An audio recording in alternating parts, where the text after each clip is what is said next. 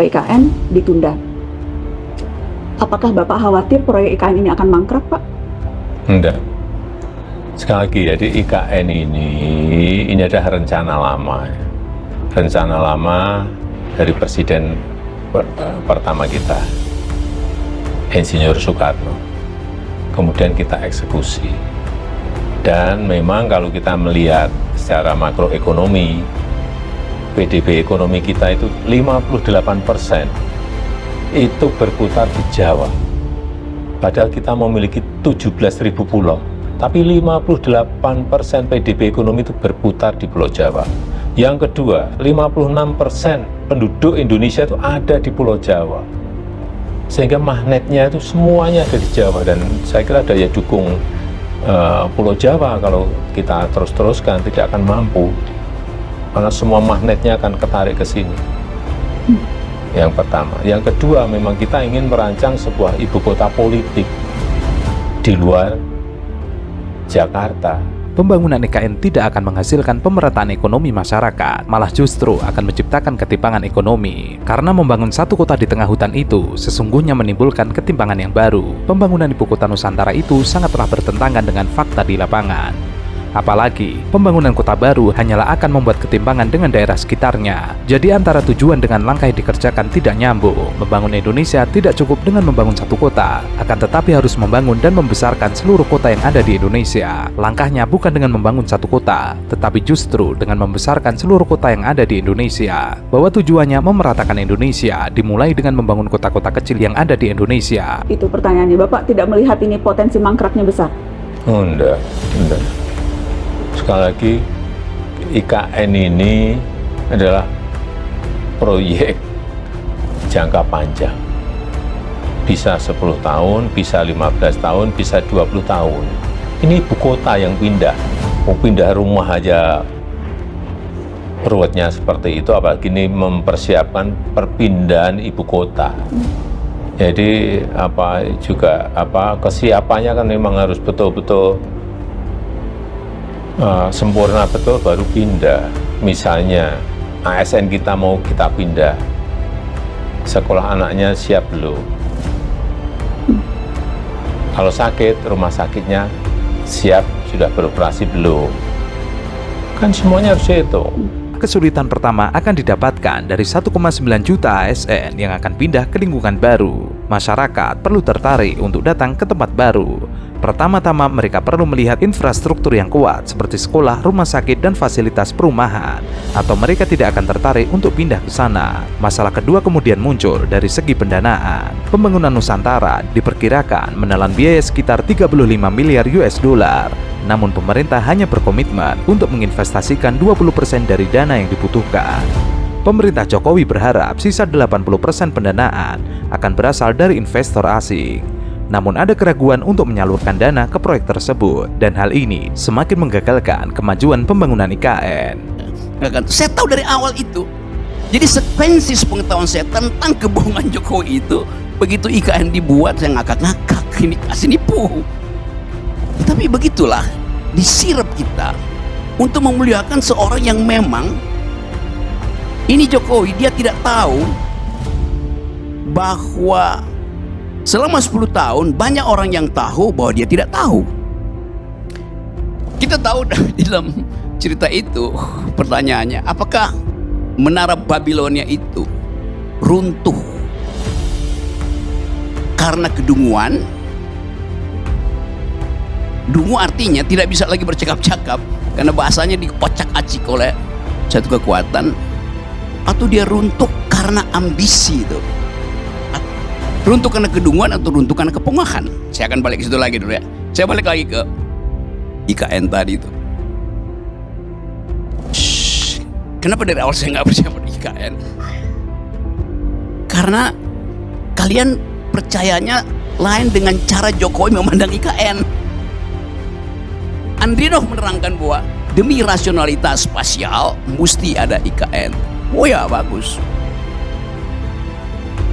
Ade Armando terangkan dengan versi yang lain. Untuk keadilan, jangan Jawa aja. Tapi Jokowi nggak lihat itu sebagai alasan dia. Dia lihat itu adalah menara Babel buat dia. Jadi Anda dikacaukan bahasanya oleh seseorang yang punya inspirasi lain tentang Babel, tentang IKN itu. Masalah IKN tidak di stop, hanya memang anggarannya agak kecil ya. Enggak di stop Bang Rey. Jadi gini Bang Rey, pembangunan itu udah sampai 3 tahun ya. Dan kalau kita ke sana itu bangunan yang besar-besar memerlukan biaya besar tuh udah terbangun di IKN. Jadi harus ke sana dulu melihat. Terus yang kedua, masalah pajak 12% tetap jalan kok. Jadi ini hanya direvisi, seperti kita membangun rumah, membangun gedung, ya kan? Kita bisa revisi atau review, tapi nggak dibatalkan sama sekali. Jadi sebenarnya nggak ada problem gitu loh, ya kan?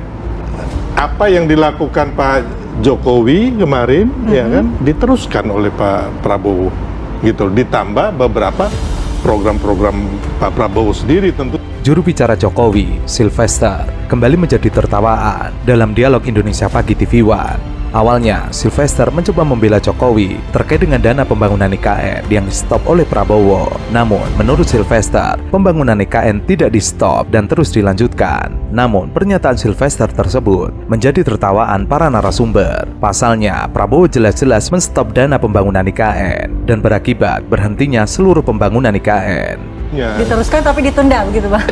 Nggak ditunda, nggak ada yang ditunda kok. Mana yang ditunda? IKN nggak ditunda. IKN nggak ditunda. Oke. Ya kan? Terus pajak 12% itu tetap hanya direvisi, hanya itemnya untuk yang benar-benar untuk barang mewah kan gitu. Nggak ada yang ditunda. No problem. Itu sama yang mengatakan Pak Gerindra tidak menyebut Gibran sebagai calon wakil presiden bukan berarti tidak akan dicalonkan. Nah, itu bisa deh. Oke. Balik lagi soal itu. Prioritasnya Pak Prabowo bukan di proyek IKN. Nah, ini nasib Pak IKN bisa gimana ini? Ya, pokoknya dikasih biaya untuk perawatan. Karena kalau tidak mangkrak kayak hambalang. Bisa berpotensi mangkrak nggak? Bisa, makanya itu diatur seminimum buat apa? Tinggal Pak Menteri Pak Bas mengatur ini. Paling tidak terawat. Kan ini lagi musim hujan. Kemarin bandara tenggelam. Kemudian jalan sudah patah-patah karena tanah. Ya, itu dan sebagainya. Banjir, bukan apa-apa. Ya, tinggal monumennya aja. Ya apalah banjir atau apa. Tapi artinya harus ada dana itu. Karena kalau tidak sama sekali dana perawatan itu mangkrak. Itu nanti buaya-buaya balik itu. Ya kan, beruang madu balik karena kan habitatnya dirusak. Kami dengar beberapa pekerjaan udah ditarik balik nih ke Jakarta karena memang nggak bisa dibayar dan tidak dibayar. Iya, bukan ditarik kembali, ada yang memang belum nggak bisa bayar. Iya, ada yang belum dibayar. Artinya dengan target yang tadi Pak Prabowo kan sempat bilang ya sebelumnya bahwa kita akan pindah nih 2028. Jadi itu ya itu kan memberi angin surga aja kan nggak mungkin karena bangun dari awal saya katakan. Siapa ke pendahulunya? Iya kan dari awal saya bilang pindah negara ibu kota tuh 20 tahunan di seluruh dunia. Jadi kalau 2 tahun Pak Jokowi sudah bilang nggak bisa, nggak percaya sih.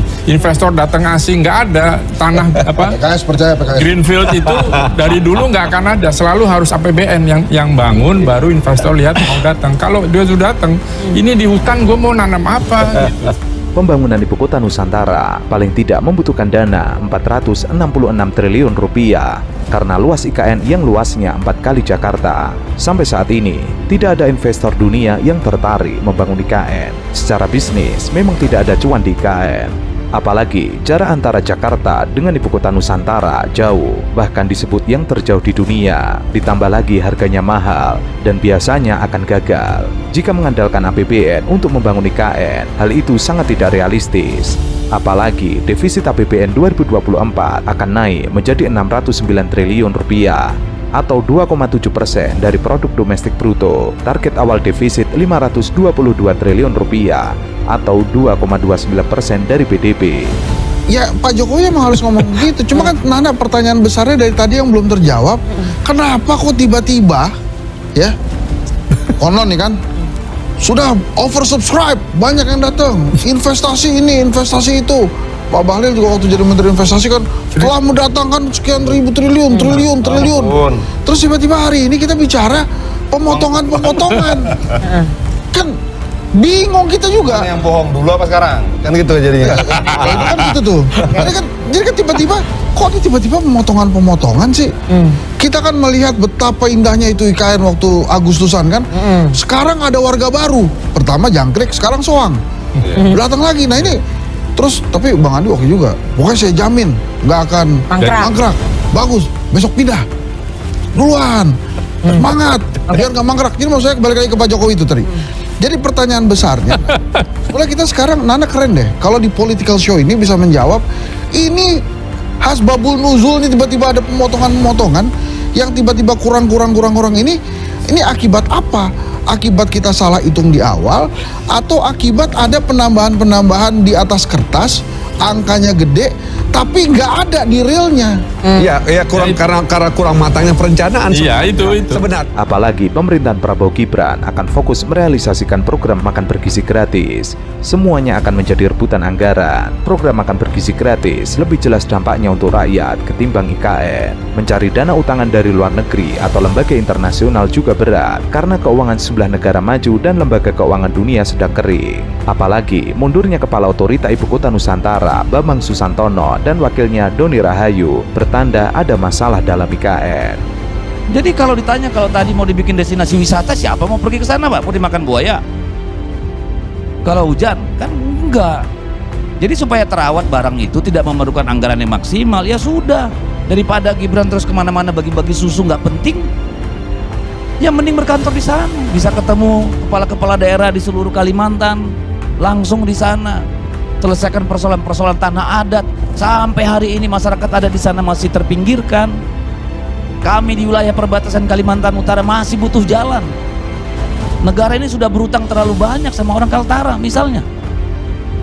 Daerah-daerah pedalamannya sampai sekarang nggak ada jalan raya.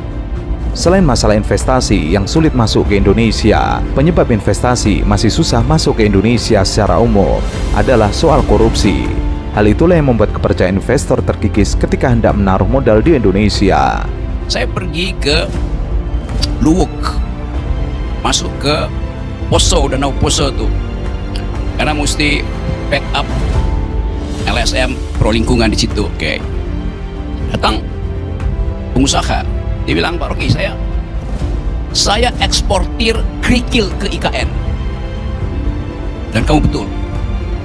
Ya, ada dari Poso itu, ya Poso Palu segala segitu pinggiran itu. Dan kamu betul, dia berhasil